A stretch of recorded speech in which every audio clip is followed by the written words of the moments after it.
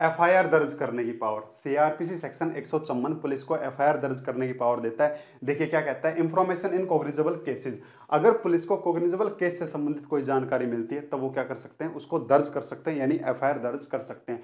देखिए क्या कहता है, 3 तरह की बात कहता है जी। पहली बात तो ये कहता है कि अगर थाने के इंचार्ज को कोई ऐसी इंफॉर्मेशन मिली है, कैसी, किसी कॉग्निजेबल केस के बारे में, चाहे किसी ने बोल के बताई हो या फिर किसी ने लिख के बताई हो, तो वो क्या कर सकता है, तब उसको नोट डाउन कर सकता है, उसको दर्ज कर सकता है जी, उस इंफॉर्मेशन को। कौन? उस थाने का इंचार्ज यानी एसएचओ। अगर किसी ने बोल के बताया है तब एसएचओ साहब क्या करेंगे, वो बोल रहा है और वो उसको लिख रहे हैं, एसएचओ साहब लिख रहे हैं, उसको दर्ज कर रहे हैं। फिर उसने जो बोला वो उसको पढ़ के बता देंगे कि भाई साहब जो आपने मेरे को जो जानकारी दी है ना, वो मैंने लिख ली है। क्या लिखी है वो उसको पढ़ के भी सुना देंगे। फिर उसके साइन भी करवा लेंगे, भाई यहाँ नीचे साइन कर दे कि ये इंफॉर्मेशन आपने मेरे को दी है। अगर अनपढ़ है तो उसका अंगूठा लगवा लेंगे। या फिर अगर कोई लिख के ले आया, तो फिर उसको पहले पढ़ लेंगे, खुद पढ़ लेंगे एसएचओ साहब, अच्छा ये इंफॉर्मेशन है, अरे इस इंफॉर्मेशन में तो कॉग्निजेबल केस का जिक्र है। फिर नीचे देखेंगे, अरे इसके तो साइन नहीं हुए, तो उसके साइन करवा लेंगे। अरे जैसे दहेज का केस देखा होगा, दहेज का केस भी कॉग्निजेबल ऑफेंस होता है।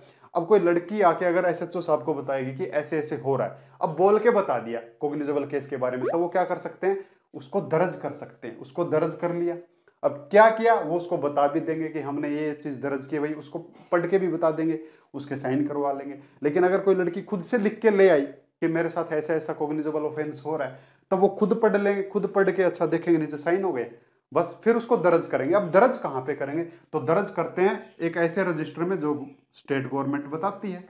स्टेट गवर्नमेंट ने बता रखा कि भाई जर्नल रजिस्टर के अंदर इसको ऐड करो। जर्नल रजिस्टर एक ऐसा होता है पुलिस वालों के पास में, जैसे ही एप्लीकेशन आई, एप्लीकेशन का नंबर चढ़ा देंगे, किसने वो सूचना दी उसका नाम आ जाएगा, उस सूचना के अंदर मैटर क्या है, कौन से ऑफेंस के बारे में जिक्र, वो सारी इंफॉर्मेशन लिख देते हैं। तो इसके अंदर वो चीज दर्ज कर दी, एफआईआर दर्ज कर दी।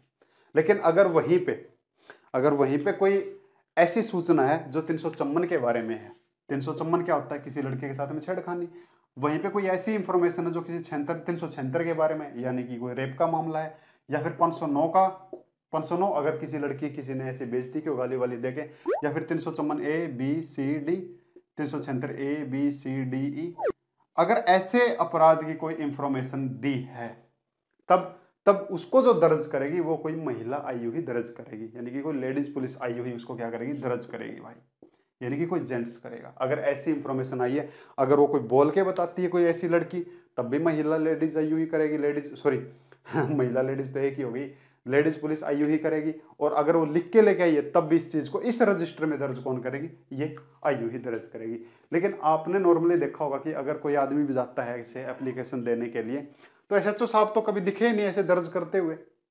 और यहाँ 154 में बता रखा कि एसएचओ साहब दर्ज करेंगे, थाने का इंचार्ज दर्ज करेगा, है ना। तो ये चीज क्या है, तो भाई पावर तो होती है एसएचओ के पास में, लेकिन एसएचओ क्या करता है, उसके जो सबऑर्डिनेट होता है ना, उनको ये पावर दे देता है। जैसे मुंशी को दे दी कि भाई अगर आपको कोई ऐसी इंफॉर्मेशन मिलती है ना, तो आप भी इसके अंदर नोट डाउन कर सकते हो, उसने वो दे दी। लेकिन जैसे ही कोई एप्लीकेशन आती है, एक बार मेरे को बता जरूर देना कि सर ऐसे ऐसे एप्लीकेशन आई है, मैं बता दूंगा, फिर आप इसके अंदर दर्ज कर देना, यानी उसने अपनी पावर उनको दे रखी है। या फिर वो बता भी सकता है कि भाई ये लोग दर्ज कर सकते हैं, ठीक है। तो तब आपने देखा होगा कि नॉर्मली एसएचओ तो कहाँ दर्ज कर रहा है, बाकी के लोग दर्ज कर रहे हैं, कोई मुंशी आयु, तो इसलिए करते हैं क्योंकि उसने अपनी पावर उनको दे रखी है कि भाई आप लोग भी दर्ज कर सकते हैं, ठीक है। इससे अगली बात, अगर वहीं पे मामला, एक मिनट रुकना भाई, अगर वहीं पे मामला 354 का हो, 376 का और 509 का हो, लेकिन किसी ऐसी लड़की के साथ हो जो बेचारी पागल हो गई है, जो पागल ही है, या फिर कोई शारीरिक रूप से नहीं आ सकती थाने के अंदर वो इंफॉर्मेशन देने के लिए, जैसे किसी के पाँव नहीं है, या फिर दिमागी रूप से ऐसे पागल, जैसे बहुत सारी लड़कियां ऐसे पागल सी घूमती रहती हैं, अरे बहुत सारी, मतलब जो है जन्म से पागल, ऐसे नहीं कि आप किसी को भी पागल बोल दोगे, अब वो ऐसे घूम रही है।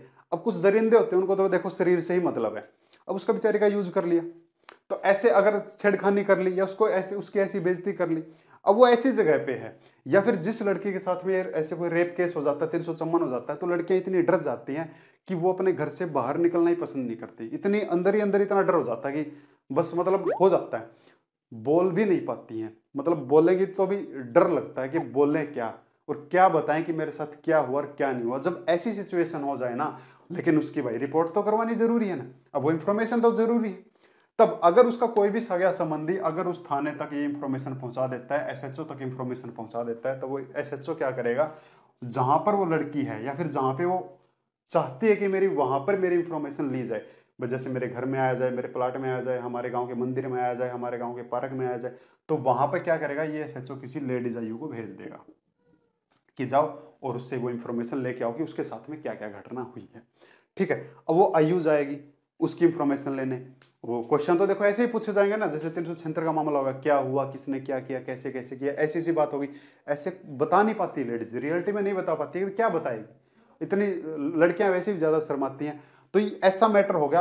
अब ऐसे में लड़की अगर नहीं बोल पा रही, तब तब ये आयु क्या करेगी, तब अपने साथ में एक एक्सपर्ट भी लेके जाएगी। वो एक्सपर्ट क्यों लेके जाएगी, इसलिए लेके जाएगी ताकि वो उसके हाव भाव पढ़ सके कि ये एक्चुअली में कहना क्या चाहती है। अब जिसके साथ में ये हो जाता है ना, वो बोल ही नहीं पाती, बोलेगी तो लड़खड़ा के बोलेगी, उसकी जबान लड़खड़ाएगी। तो ऐसे में अब उसके बयान लेने भी जरूरी है, उसकी इंफॉर्मेशन लेने भी जरूरी है।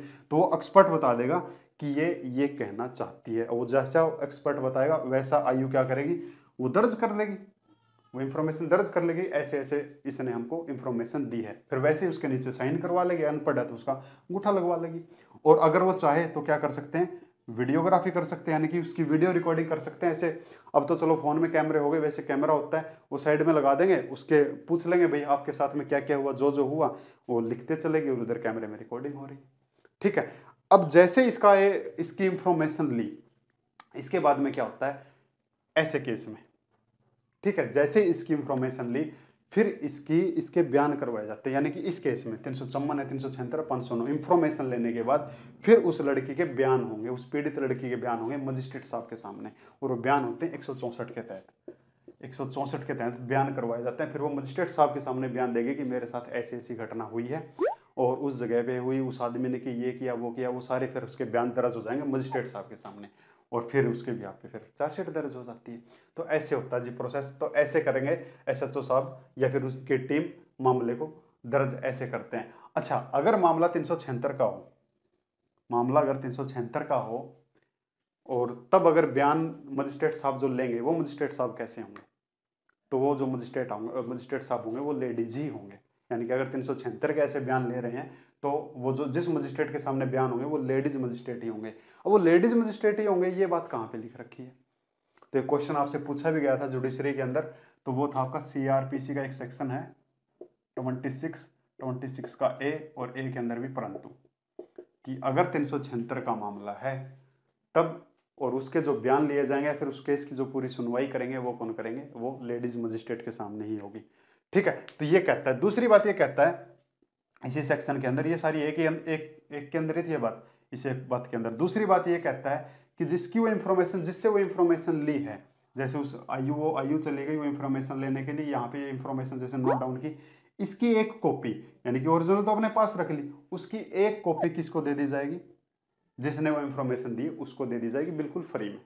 ठीक है, तीसरी बात ये कहता है 154 कि अगर वो एसएचओ मना कर दे कि भैया हम इसको दर्ज नहीं करते, हम इस एप्लीकेशन को, इस इंफॉर्मेशन को हम दर्ज नहीं करते, लेकिन भाई वो इंफॉर्मेशन है कॉग्निजेबल केस से रिलेटेड, तो अब और वो एसएचओ मना करेगा भाई अपन तो नहीं करते भाई, अब जो दिल करे वो कर लो, हम तो नहीं करते दर्ज। तो ऐसे में जिसके पास वो इंफॉर्मेशन है, लाइक इसके पास में इंफॉर्मेशन है, तो ये क्या कर सकता है, अब एसएचओ साहब ने तो मना कर दिया, तो 154 के 3 के अंदर ये कहता है वो चला जाएगा एसपी साहब के पास में, और एसपी साहब को जाके वो इंफॉर्मेशन दे देगा कि ऐसे ऐसे कॉग्निजेबल केस से रिलेटेड ये एप्लीकेशन है। या फिर अगर खुद नहीं जा सकता तो बाय डाक एसपी साहब के पास में उस इंफॉर्मेशन को भेज देगा। अब जैसे ही एसपी साहब उसको पढ़ेंगे, देखेंगे, तो पढ़ के देखेंगे अरे भाई ये तो कॉग्निजेबल केस से रिलेटेड है, ये जो एप्लीकेशन जो इंफॉर्मेशन आई ये तो कॉग्निजेबल केस से रिलेटेड है। तब या तो वो एसपी खुद जाके उसकी क्या करेगा, इन्वेस्टिगेशन करेगा, उस मामले को दर्ज करेगा, या फिर इस एसएचओ को रेफर कर देगा कि भाई तुम्हारे थाने के एरिया का मैटर है तुम देखो। या फिर अगर ये भी नहीं देख रहा और एसपी साहब भी नहीं कर रहे, तब एसपी साहब क्या करेंगे, किसी और जो उसके अधीनस्थ है, जो उसके सबऑर्डिनेट है, कोई और मुलाजिम है, जैसे कोई एसआई हो गया, कोई एएसआई होगा, तो वो एप्लीकेशन उसको दे देंगे। मान के चलो किसी एसआई को दे दी कि भाई अब इस केस की छानबीन तुम करोगे, तुम देखोगे क्या ये मैटर है। ठीक है, तब वो देखेगा। अब जो उसको देखेगा, उस केस को जो देखेगा, देखो केस कोई भी मान लो, दहेज का ही ले लो, अगर किसी ने दहेज की एप्लीकेशन दे दी, एसएचओ ने मना कर दिया, एसपी साहब के पास चली गई, एसपी साहब ने एसएचओ को भाई देख एक बार, इसने भी नहीं देखा, एसपी साहब ने खुद भी नहीं किया, तो ऐसे कोई स्पेशल ऑफिसर अपॉइंट कर देगा उस चीज़ के लिए। अब इस केस को तुम ही देखोगे, अब तुम इसको सॉल्व करो, क्या कुछ इसके अंदर फंडा है तुम बताओ। अब जिसको ये दी है पावर, उसको ये पावर भी है कि अब तेरे को उस एरिया के एसएचओ इतनी ही पावर है, ठीक है। यानी कि जो एसपी साहब को जो इन्फॉर्मेशन मिली है, और एसपी साहब चाहें तो खुद भी कर सकते हैं या उसी एसएचओ से भी करवा सकते हैं, लेकिन यहाँ भी नहीं भेजी, खुद भी नहीं गई, तो किसी ऐसे थर्ड ऑफिसर से भी वो करवा सकते हैं जो उनके सबऑर्डिनेट काम कर रहा है, कोई एसआई हो गया, एएसआई हो गया। अब जिस एसआई के पास में भेजी है एप्लीकेशन, अब उसके पास में क्या पावर है, तो उसके पास में भी एक एसएचओ इतनी ही पावर आ गई। अब उस एसएचओ की तरह, अब एसएचओ के पास में क्या पावर होती है, चीज़ हम पहले सीख भी चुके हैं, पहले सेक्शन में सिखा भी चुका हूँ, ठीक है। तो ये था जी आपका सीआरपीसी का सेक्शन 154। तो कोई भी बात समझ में आई या नहीं आई मेरे को ज़रूर बताएं। तो सीखते हैं 155 से लेके 155, 56, 57 और 58 और 59, ये सारे एक साथ सीखते हैं। फिर उसके बाद 60, 61, 62 वाले सेक्शन सीखते हैं, 63 तक सीखते हैं, फिर 64 को अलग से सीखेंगे। चलो आगे क्लास आगे देखते हैं। तो ये चीज़ समझ में आई या नहीं आई मेरे को ज़रूर बताएं, कोई भी डाउट हो तो कमेंट कर दें। Thank you.